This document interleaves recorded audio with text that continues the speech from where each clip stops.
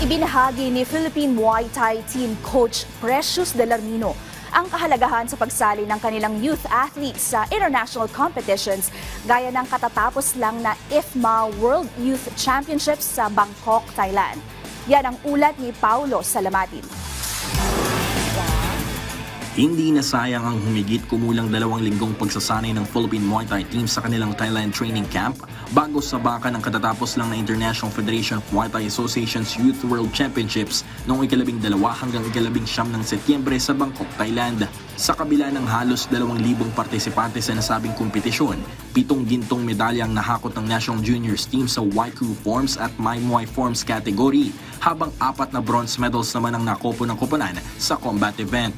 Sinabi naman ni Philippine Muay Thai team coach Precious Delarmino sa PTV Sports na ang pagsali sa mga ganitong klaseng kompetisyon ay parte ng kanilang programa na hasain ng kanilang mga atleta sa murang edad upang hindi na manibago pag-apak sa senior level tournaments.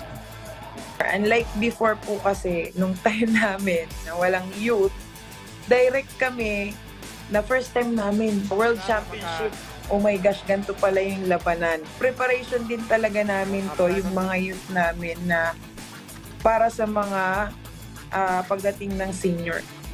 Sa kauna-unahang pagkakataon, itinanghal bilang demonstration sport ang Muay Thai sa ginanap na 2024 Paris Olympics at kung sakaling regular nang mapabilang balang araw ang nasabing sport sa quadrennial meet, ibinahagi ni Delarmino na hindi na malayong makakuhang bansa ng mga medalya rito.